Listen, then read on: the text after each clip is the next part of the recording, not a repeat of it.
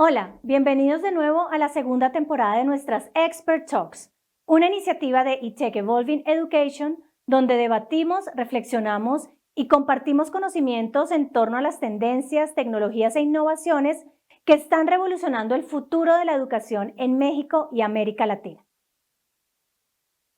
La necesidad de transformación de las instituciones educativas como entes rectores de la política pública de educación a entidades que posibiliten el fortalecimiento de comunidades ocupadas en el desarrollo de procesos de aprendizaje de forma orgánica educativa es fundamental para alcanzar modelos más resilientes, inclusivos y sostenibles. Existen semilleros reunidos en torno al interés por aprender, orientados a la vinculación de experiencias híbridas que permiten romper las barreras de acceso tecnológico, desarrollando procesos de transición a partir de contenidos transmedia. En este sentido, hoy hemos invitado a Iván Felipe Morales García, representante legal de Fundación Restaurando Futuro, para platicar sobre cómo descentralizar los procesos educativos. Bienvenido, Iván, gracias por aceptar nuestra invitación y es un gusto tenerte en nuestras Expert Talks.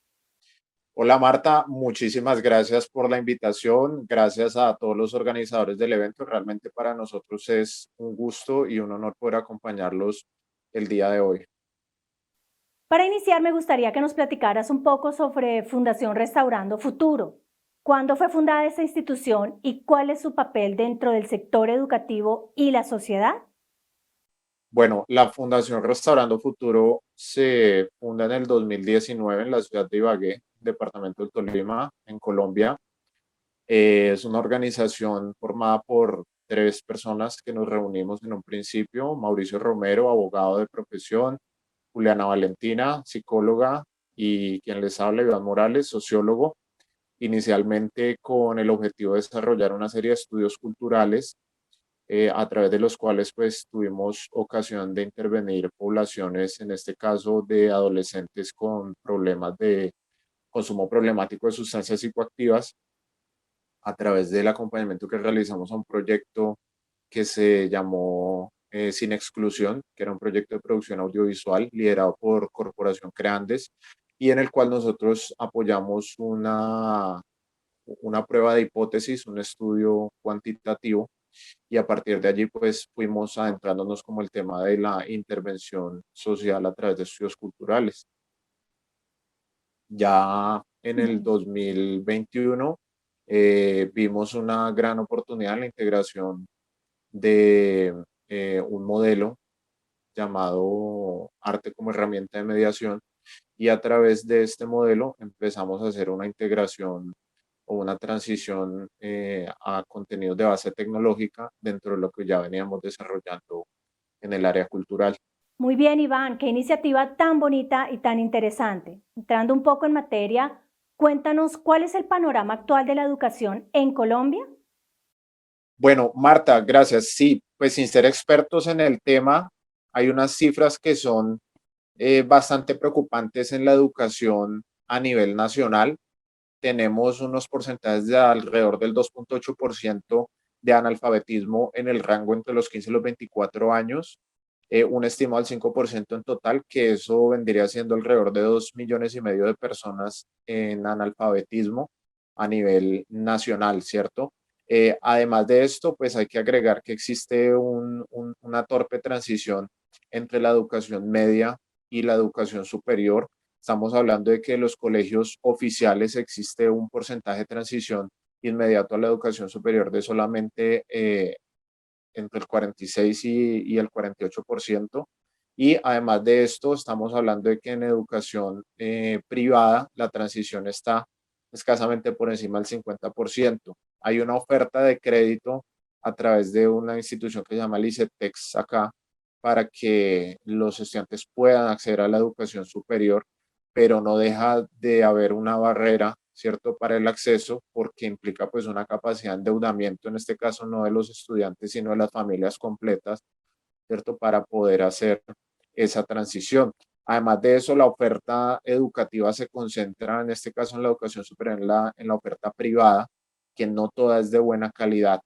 y las instituciones públicas que ofrecen educación superior, algunas muy buenas, pues no tienen una financiación acorde con la cobertura que deberían poder ofertarle a la población en general para garantizar pues que exista como esta formación en educación superior. Además de eso, se puede agregar pues que existe oferta, digamos, gratuita de instituciones educativas como el Servicio Nacional de Aprendizaje, pero que a pesar de que tiene unos componentes de innovación muy importantes, tampoco tiene la financiación que se esperaría para poder proveer como esa cobertura y poder como suplir esa demanda también digamos, de trabajadores o de personas formadas a nivel técnico y tecnológico que puedan generar como esa base de talento humano que permita como apalancar procesos de innovación tecnológica.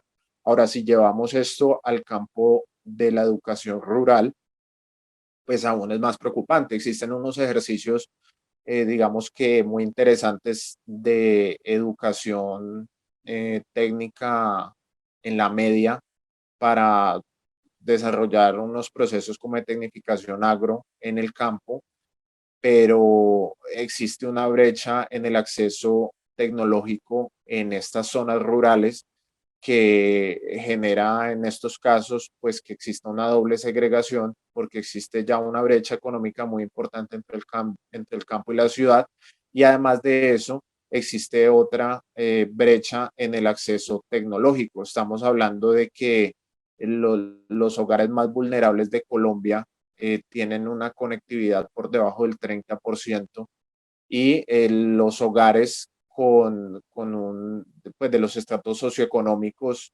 eh, 4, 5 y 6 en Colombia tienen una conectividad por encima del 84%. Entonces la disparidad es abismal entre los hogares más vulnerables y los que tienen pues mejores recursos. Y en el campo, pues todas estas dificultades se acentúan aún más porque pues Colombia es un país con una extensión bastante grande a nivel territorial y con algunas ubicaciones geográficas muy accidentadas que dificultan aún más que exista pues ese acceso a la conectividad a Internet. Entonces eso genera pues que a nivel tecnológico el panorama de la educación a nivel nacional mmm, tenga pues unos retos muy grandes, digamos, no digo tan desalentador, aunque lo es, pero pues también depende de verlo como un poco como la metáfora pues del vaso medio vacío o el vaso medio lleno, pero sí hay pues una preocupación muy grande frente a cuáles son las soluciones que se proponen para poderle permitir este acceso eh, tecnológico a las zonas más vulnerables del país. Claro que sí, Iván, cifras alarmantes y preocupantes. ¿Cuáles crees que son esas acciones o iniciativas que se podrían llevar a cabo para transformar este sistema educativo a modelos de enseñanza y aprendizaje más resilientes, inclusivos, sostenibles y tecnológicos? Bueno, desde la Fundación Restaurando Futuro nosotros iniciamos una investigación a finales del 2020, principios del 2021, a partir de ese modelo que te mencionaba de arte como herramienta de mediación. Y lo que buscamos fue reconciliar el arte y la tecnología y cómo a través del arte yo puedo llevar contenidos tecnológicos que tal vez sean un poco abstractos sin necesidad de tener acceso pues a dispositivos tecnológicos con mucha complejidad o que demandaran una inversión muy alta. Entonces vemos que en los patrones de consumo de nosotros, incluso a nivel rural, existe un acceso medianamente pues sostenido de dispositivos móviles, eh, digamos, inteligentes o smartphones, por decirlo de esta forma, ¿cierto? Y a través de esos smartphones se pueden desarrollar ejercicios de acceso a tecnología, eh, pero vinculándolos desde el punto de vista del arte a través de la creación de contenidos transmedia. ¿Sí? Entonces hay una transición que, que pues es muy llevadera, ¿sí? Muy fácil a través, por ejemplo, de las cámaras de los dispositivos móviles, ¿cierto? Y que integrándolo con temas, en este caso, como por ejemplo la web 3.0, ¿sí? La blockchain, este tema que es muy reciente, digamos, en tendencia, pero no tan reciente como innovación tecnológica, que es el tema de los tokens no fungibles, y cómo a partir, por ejemplo, de ejercicios como artísticos como la acuarela, como la pintura, ¿cierto? Podemos crear contenidos digitales que pueden llevarse a la blockchain y esa sola transición poder desarrollar unos contenidos tecnológicos que tienen un alto nivel de abstracción, ¿cierto? Porque comprender un concepto como la blockchain no es tan sencillo, ¿cierto? Pero como a través de esos ejercicios prácticos se pueden llevar estos contenidos a zonas rurales donde posiblemente existen dispositivos móviles, ¿cierto? Tal vez no computadoras de alta gama o computadoras portátiles, pero sí se pueden desarrollar estos ejercicios en el ejercicio, digamos, en la transición total hasta que se convierta una fotografía, un token no fungible y que los niños y niñas puedan comprender qué existe detrás de esa fotografía cuando llega a la blockchain, ¿cierto? E incluso cómo podemos llevar esta fotografía o este trabajo manual que ellos hacen hasta una exhibición dentro de un metaverso, ¿sí? Al que ellos pueden acceder desde un dispositivo móvil y a partir de ahí generar una serie de preguntas en los niños, niñas y adolescentes que en últimas lo que van a llevar es a que ellos empiecen a apropiarse de contenidos tecnológicos de vanguardia, como es el Internet del valor, ¿sí? El Internet y la web 3.0. Y bueno, este ejercicio que hemos venido desarrollando a partir de esa investigación, pues ha tenido unos efectos muy positivos. Nosotros denominamos este proyecto Taiba Lab como un laboratorio de innovación y hemos tenido ya la oportunidad de trasladarlo a otros escenarios aparte de ese escenario rural. Suena fascinante, Iván. ¿Y cuál crees que es el reto más grande de llevar a cabo la educación tecnológica al medio rural? Sí, mira, yo pienso que hay varias cosas, pero en estos momentos creo que lo más importante es el tema de la conectividad. Nosotros trabajamos en una zona rural del departamento del Tolima, eh, pero pues es una zona rural que hace parte de la capital del departamento, ¿sí? Es una vereda del municipio de Ibagué y digamos que existe un contraste muy, muy fuerte a pesar de que estamos tan solo a 15 minutos del casco urbano de la capital del departamento, pero si tú te adentras 5 kilómetros dentro de la vereda, te das cuenta de que ya tienes dificultades de señal en tu teléfono móvil, de que solamente hay cobertura en algunas partes de la vereda si la gente se moviliza a unos puntos específicos, ¿cierto? Tiene mucho que ver con el hecho de que sea un valle bastante cerrado, ¿sí? Rodeado de montaña, ¿sí? Entonces la conectividad es un elemento pues que hay que mirar de qué forma se puede sobrellevar.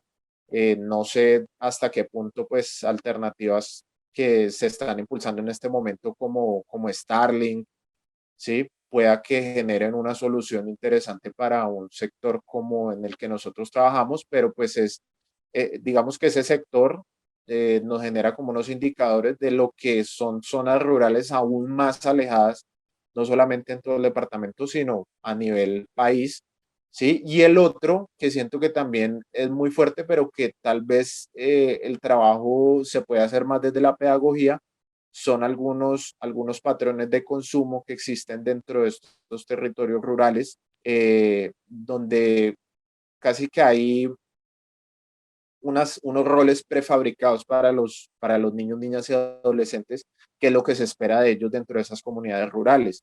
Y a veces son muy desalentadores.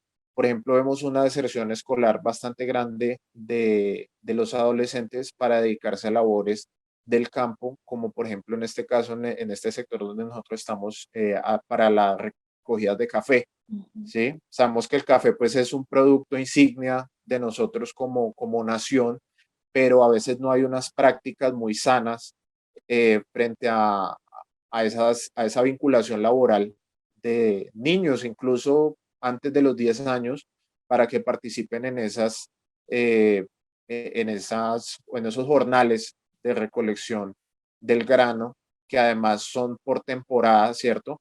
Pero que sabemos que muchas veces lo hacen por necesidad porque pues las familias no cuentan, realmente cada persona que trabaje dentro de un núcleo familiar le suma a alcanzar las necesidades básicas, ¿cierto? Entonces, por eso vemos que ellos toman esas opciones.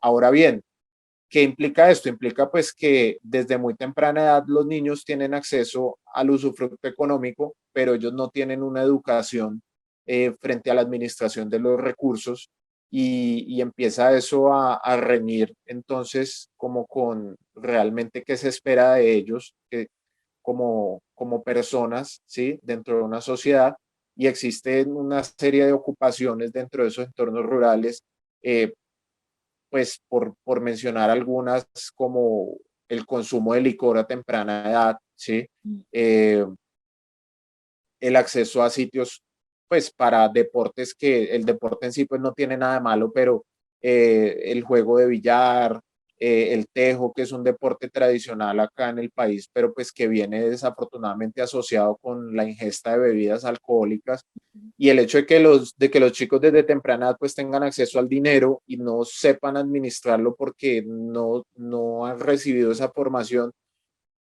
pues implica que ellos empiecen a caer dentro de esas prácticas que son comunes dentro de esos contextos rurales y que en últimas pues pierdan en gran medida el interés a acceder o a aprender nuevas cosas diferentes a las que ya les propone la educación oficial.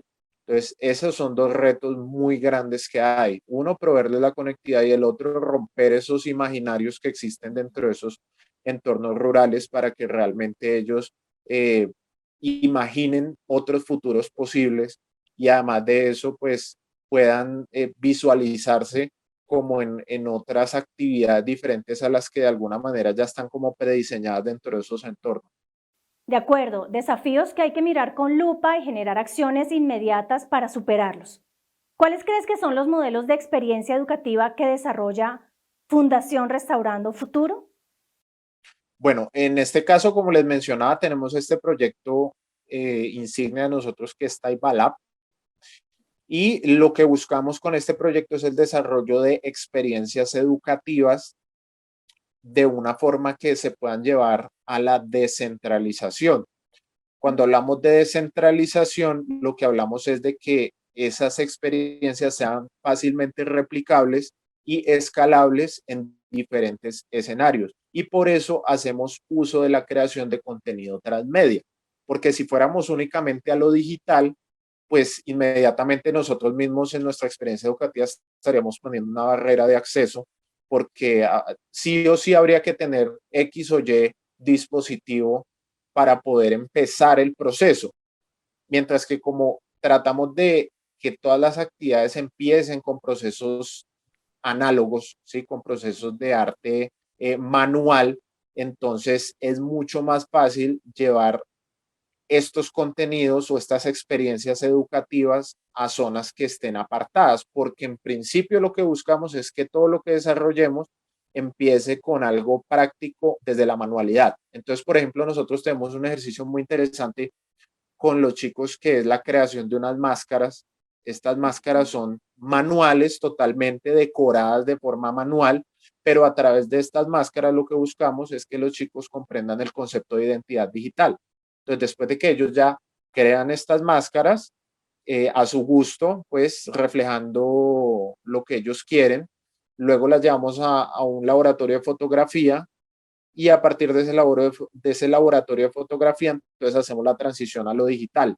Ya después de que tenemos las fotografías, los chicos conocen unas herramientas de inteligencia artificial aplicadas al arte que lo que hacen es generar unos filtros a esas fotografías para que, digamos, tengan otra apariencia distinta y luego con ese contenido final que ya pasó pues por dos conceptos muy interesantes para ellos, que es la fotografía y luego la inteligencia artificial, que a pesar de que de fondo pues no comprendan, digamos, cuáles son los algoritmos o qué es lo que hay detrás de esa inteligencia artificial, existe un concepto que empieza a aparecer dentro del imaginario de ellos, que es un filtro de inteligencia artificial como tal, y a partir de ese contenido, entonces, creamos unas billeteras de criptos que puedan tener ese activo digital, que en este caso es esa fotografía que ellos ya crearon, y ellos tengan su primer token no fungible.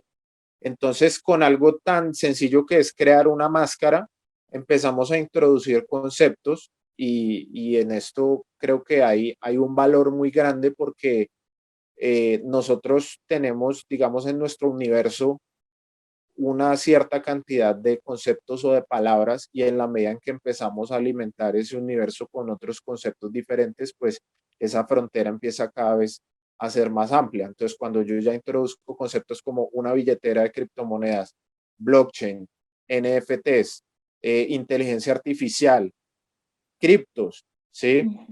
Activos digitales, identidad digital, que creo que es el tema más importante en este caso de la web 3.0, más allá de instrumentos de inversión financiera y otros temas que han sido como digamos, el centro de la comunicación que hay como referente a ese tema, pero cuando introducimos ese tema de identidad digital a partir de algo manual, pues para los chicos es mucho más fácil aprender esos conceptos que si llegáramos con una cátedra de tecnología para enseñarles qué es Bitcoin, qué es blockchain, qué es Ethereum y por qué debería importarles.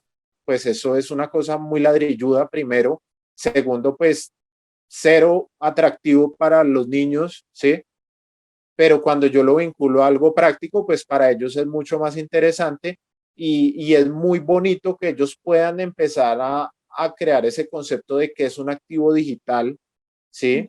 Y cómo realmente ellos empiezan a comprender, bueno, yo dentro de mi billetera tengo que administrar unos activos digitales, entonces se siembra como esa semilla para ellos de que es una educación, en este caso financiera, ¿sí? Sin ningún romanticismo, sino desde lo práctico, que es eso que ellos están construyendo. Y es un poco también ver cómo este tipo de prácticas fácilmente son replicables a pequeña o a gran escala. Por ejemplo, en ese ejercicio que nosotros desarrollamos con ellos en el departamento del Tolima, ya tuvimos ocasión de trasladarlo, en este caso a un contexto urbano. Nosotros desarrollamos un evento en el mes de abril que se llamó Expo Metaverso en la ciudad de Pereira, en el departamento de Risaralda, y en ese evento tuvimos la oportunidad también de hacer una convocatoria similar para que niños en este caso de la ciudad, también desarrollaran ese mismo ejercicio. Ahora, también tenemos otro ejercicio interesante en la ciudad de Cali, que ya viene de la mano de ese concepto de centralización, porque digamos que en cada uno de estos territorios existen otros líderes que desarrollan estos procesos o estas experiencias educativas, pero que llegan a confluir o a converger a través de un proyecto en común y digamos, cada líder dentro de su comunidad representa una organización. Por ejemplo, allá en Cali tenemos digamos, un asociado, un aliado estratégico de nosotros que se llama Pablo Chaco, que lidera una organización que se llama Semilleros de Conciencia, ¿sí? Y empiezan como a emerger estos puntos de convergencia donde incluso creo que pierde tanto valor el tema de la marca, ¿sí? Y empiezan a emerger como otras formas de asociación que son muy de la web 3.0. Entonces, estos ejercicios también, digamos, nos han permitido con ese concepto de centralización alcanzar poblaciones que de otra manera hubiera sido muy complicado. Nosotros en este momento vamos a iniciar un proceso en la ciudad de Lexington, Kentucky, en los Estados Unidos, aprovechando pues que hemos tenido como ese acercamiento a la población rural, pues ellos tienen un contexto también rural en ese estado, ¿cierto? Y siempre con ese punto como de descentralización, sea, no importa tanto cómo se llame tu organización, dónde quede, sino qué es lo que le vamos a proveer como experiencia educativa a los niños y cómo podemos empezar a crear una comunidad educativa donde los niños son los protagonistas, ¿sí? Donde hacemos uso de estas herramientas de Web3 para que de alguna manera exista como esta infraestructura tecnológica que permite a todos conectarnos y desarrollar esos procesos de transferencia de valor, pero Ujú. donde en últimas pierde un poco ese tema bueno, es que yo como fundación tengo que abrir una sede en tal lado para poder desarrollar esta experiencia educativa. No, yo no necesito estar en todos lados. Yo sí tengo, digamos, un centro de operaciones que más que un centro de operaciones es donde tengo la población mía a la que yo accedo directamente porque es mi contexto sociocultural inmediato, pero Ujú. cómo se puede hacer ese proceso de escalabilidad de las experiencias educativas para que de distintas partes del mundo puedan existir ejercicios apalancados en unas actividades pues específicas que lo que permiten es empezar a preguntarse acerca de esos contenidos educativos que nosotros estamos proponiendo. Sin duda de gran valor y muy innovadoras estas experiencias educativas, Iván. Me gustaría también saber cuál es la proyección de desarrollo de implementación de estos modelos. ¿Cuáles son las expectativas? Bueno, sin lugar a dudas, pues esta oportunidad que tenemos nosotros de alcanzar en este caso otro país como Estados Unidos y acceder a una experiencia educativa en Lexington, Kentucky, en este caso, pues digamos que sobrellevando la barrera inicial que existiría en el idioma, ¿sí? Pues nos da a entender que si una experiencia educativa es escalable, ¿cierto? Primero a nivel, digamos, regional, luego a nivel interdepartamental y ahora a nivel internacional, pues puede seguir creciendo, ¿cierto? Porque el contenido que se está dando no solamente es un contenido de valor, sino que además de eso se está entregando de una manera muy sencilla y con una pedagogía que permite a poblaciones con contextos socioculturales totalmente diferentes aprender esos conceptos y esos contenidos y empezar a generar procesos independientes de forma descentralizada. Entonces ahí es donde vuelve el tema de la descentralización. Entonces, la expectativa y el objetivo de nosotros es que estas experiencias, estos ejercicios educativos se descentralicen aún más, alcancen nuevos públicos a nivel internacional, pero también a nivel nacional, y que permitan que cada vez exista como una integración mayor a esa comunidad educativa, donde sean los niños, niñas, adolescentes y jóvenes los protagonistas, los que den dinámica a esa comunidad educativa y permitan pues que su crecimiento sea sostenido en el tiempo y que además sea dinámico, porque ya no vamos a ser simplemente nosotros como organización los que proponemos cuáles van a ser esas actividades, sino que en la medida en que exista como esas preguntas en los niños, niñas y adolescentes, pues van a generar como esa demanda de nuevos contenidos y esa demanda de nuevas actividades que les permitan ir apalancando esos procesos educativos y pues que esperamos no tenga un límite geográfico, que creo que es también lo que nos propone la web 3.0, unos procesos más locales, de lo local a lo global, y unos procesos que son mucho más horizontales y permiten como que exista un concepto o la implementación más bien de estos modelos de economía colaborativa en donde importa menos la marca e importa más el proceso. Realmente inspiradoras estas iniciativas, Iván. Se nos está acabando el tiempo, pero no quiero despedirme sin antes preguntarte, ¿cómo visualiza Fundación Restaurando Futuro el futuro de la educación en una región como América Latina, donde las desigualdades se han hecho aún más evidentes a raíz de la pandemia por la COVID-19? Bueno, realmente para nosotros creo que ese es uno de los pilares por los cuales hemos defendido la vinculación de los procesos educativos con el tema Web 3.0, ¿sí? Y con el tema blockchain, si se quiere. Porque creo que las comunidades que se están creando, estas comunidades digitales que se están creando alrededor del ecosistema blockchain o de la economía que apalanca este ecosistema y esta tecnología, permiten que exista una distribución del valor que antes no habíamos visto, ¿sí? Realmente hay comunidades muy grandes alrededor de cadenas de bloques como Ethereum, ¿sí?